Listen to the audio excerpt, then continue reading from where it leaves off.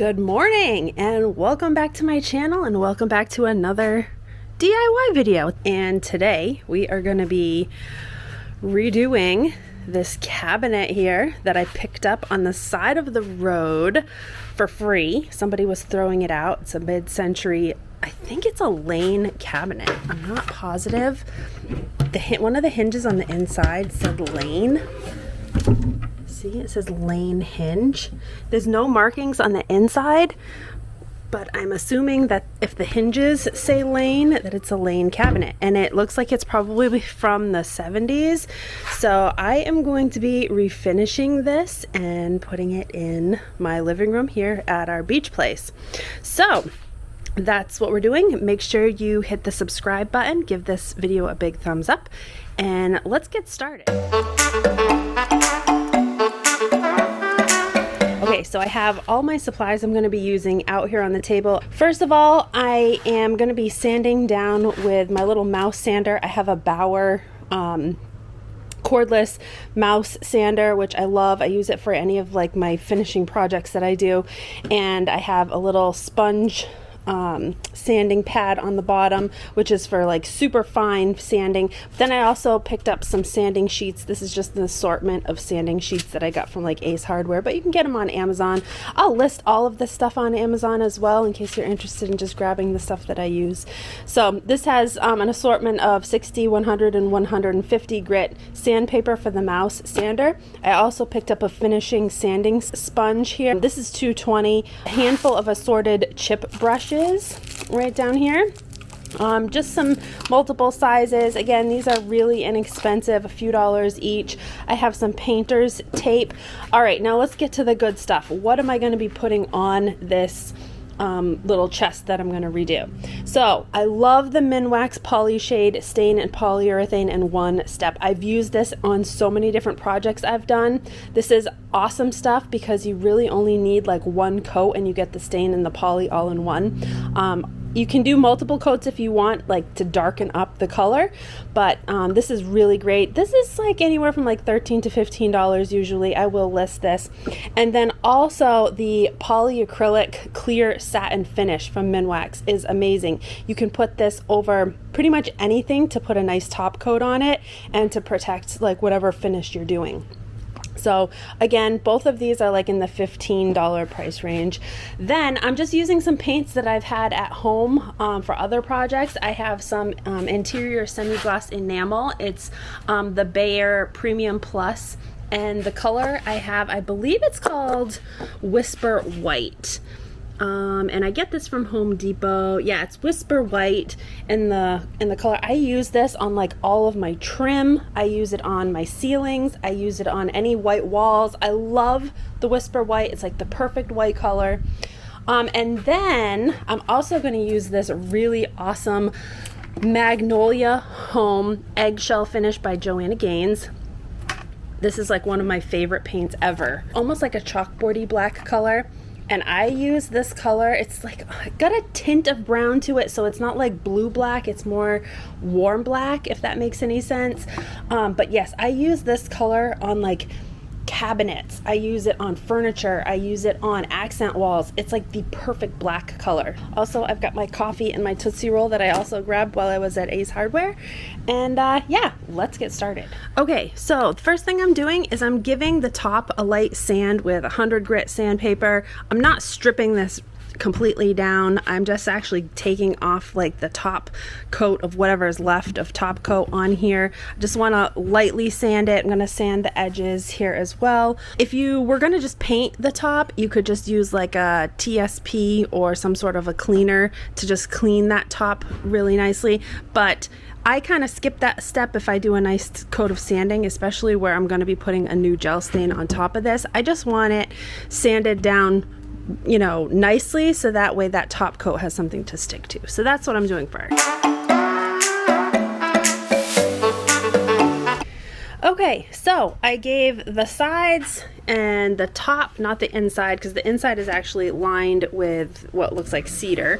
So I'm not doing anything to the inside, but I gave the top and the sides a nice quick sanding. It's just lightly scuffed, smooth, anything you know, any of that clear coat is gone. Now I'm going to switch over to this, like, it's almost like a Brillo pad, but not really a Brillo pad. I don't even know what this is called. It's like a spongy sanding pad. So I'm going to actually switch over from the 100 grit to this stuff, and I'm going to lightly sand the front of my chest and all around the edges here. Just lightly sand it, because these sections are going to be painted, whereas the top and the like trim pieces are all going to be stained. Okay, really quick, I want to show you how well these little brass tacks cleaned up on the front just from using this little buffer pad here. This is this side, which I just slightly buffed and sanded, and this is this side. So look at how dull and dirty these are. Now I could have used like a metal cleaner on them, but this little buffing sander literally shined them up so that they're like brand new. I mean, if you sit back here and look, you can definitely tell the difference. So they look amazing. So I'm gonna go ahead and do this other side now. All right, so it's all sanded down. I'm taking a wet rag and just wiping it down now, trying to get all the dust and sand off of it, cleaning it up as best as I can. So what I decided to do was I'm going to do the sides, all of the trim all around here, and the top with the Minwax stain in the antique walnut. And then I'm gonna do the front. I'm going to do the front panel right here, the Whisper White, and these two side panels over here with the little brass pins. I'm going to do those the black color. I thought the black would stand out against the brass better, so we'll do black, black, white, and then wood everywhere else. We're going to start with the staining first, so that way if I get any of the stain on this right here, it's easier to paint over the stain as opposed to stain over the paint. So stain first. So I'm just applying to the sides here first with my chip brush.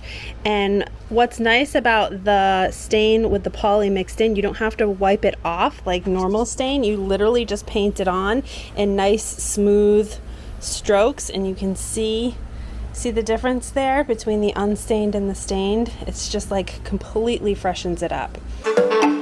And I am actually using a smaller brush, as you can see, to do these small little trim pieces. Now, my recommendation is that you always stain a slightly darker color, or I mean, as long as it's darker, slightly darker or darker than your original color that you're working with. So I picked the antique walnut because it looked slightly darker. If you want to go lighter than the color you're working with, you're going to have to completely sand down your entire piece. So if you want to keep it as light of work as possible, just pick a shade that's slightly darker or darker. You can go as dark as you want, but darker is always easier.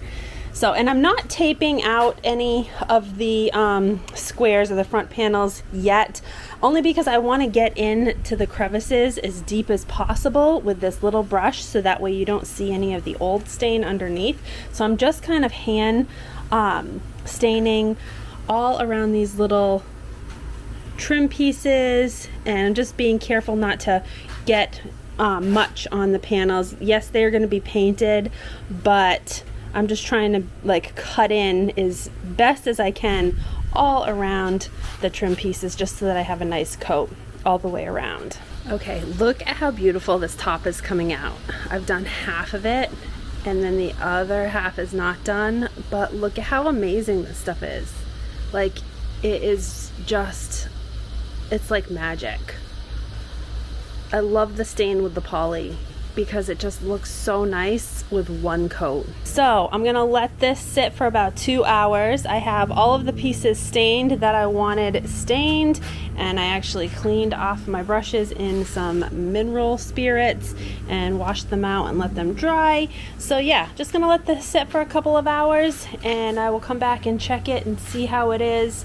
And then as soon as it's dry, I'm gonna go ahead and start painting these front panels.